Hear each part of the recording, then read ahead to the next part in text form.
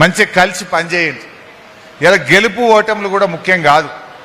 ఇలా BRS party మనం ఓడిపోవచ్చు, మనం ఇంట్లో కూర్చున్నాం. ఓడిపోతే వడ్లు కొనకపోతే ఈ గవర్నమెంట్ గల్లా పట్టుకొని నిలదీసినాం.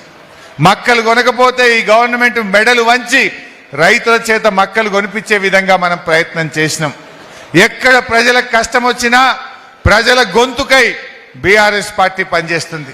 ఖమ్మంలో వరదలు వస్తే బీఆర్ఎస్ పార్టీ వాళ్ళకు అండగా నిలబడ్డటువంటి పరిస్థితి. ఏ కష్టం వచ్చినా ప్రజల గొంతుకై మనం పోరాడుతూ ఉన్నాం. అందువల్ల బీఆర్ఎస్ అనేది ఒక కార్యకర్తగా అధికారంలో లేమని బాధపడొద్దు. అధికారంలో ఉన్న ప్రతిపక్షంలో ఉన్న మనం ప్రజల పక్షాన ఉన్నాం.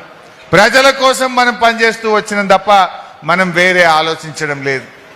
రేవంత్ రెడ్డి మొన్న అంటుండు, ఏ మలతాపకు బీఆర్ఎస్ వాళ్ళకి ప్రతిపక్ష హోదా కూడా రానియా అన్నాడు. నిజమే కదా, మలతాపకు మాకు ప్రతిపక్ష హోదా ఎందుకు వస్తుంది? పాలకపక్ష హోదా వస్తుంది. పాలకపక్ష హోదాలు ఉంటాం, మేము ప్రతిపక్షంలో ఎందుకుంటాం? మలతాపకు మీకు డిపాజిట్లు రావు, నీ పార్టీకి ప్రతిపక్ష హోదా రాదు, మేము పాలకపక్ష హోదాలో ఉంటాం. అందులో మనకు డౌట్ లేదు. కానీ ఇలా మహిళల్ని లక్షాధికారులు చేస్తా అన్నాడు.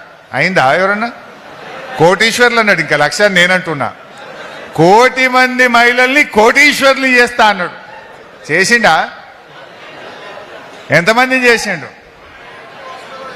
ఇప్పుడు నువ్వు కోటీశ్వర్లు చేసిన సంగతి తర్వాత, ఇలా ప్రతి మహిళకు రేవంత్ రెడ్డి గారు ఇప్పుడు 31 నెలలైంది గవర్నమెంట్ వచ్చి. ఎంత బాకీ పడ్డట్టు? మనిషికి 75,000 రూపాయలు బాకీ పడ్డాడు. గా పైసలు మొదలై నువ్వే బాండ్ పేపర్ మీద రాసిచ్చినావు. నెలకు 2,500 మహాలక్ష్మి కింద ఇస్తా అని చెప్పినావు.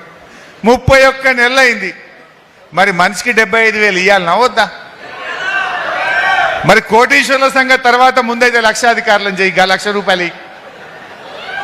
మరి పైసలు లేవా? పైసలు ఉన్నాయి. రేవంత్ రెడ్డి అబద్ధాలు ఆడుతున్నాడు. ఏమనంటే నన్ను కోసుక తిన్నా పైసలు లేవు, నా దగ్గర పైసలు ఎక్కడున్నాయి అంటుండు. కమిషన్లు వచ్చే కాడ పైసలు ఉన్నాయి, అక్క చెల్లెళ్ళకి ఇవ్వమంటే పైసలు లేవు. అవ్వాతాతలకు 4,000 ఇవ్వమంటే పైసలు లేవు. అవ్వాతాతలకు ఇస్తే కమిషన్ రాదు, అక్క చెల్లెళ్ళకి ఇస్తే కమిషన్ రాదు.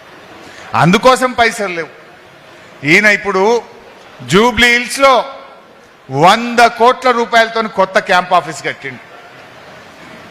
ఉన్న క్యాంప్ ఆఫీస్ చాలదట, అక్కడ సెక్రటరియట్ ఉన్నది, కమాండ్ కంట్రోల్ రూమ్ ఉన్నది. దూరం అవుతుందని ఇంటి పక్క పొంట మళ్ళీ 100 కోట్లతో క్యాంప్ ఆఫీస్ కట్టిండు. అప్పుడేం డైలాగ్ కొట్టిండు?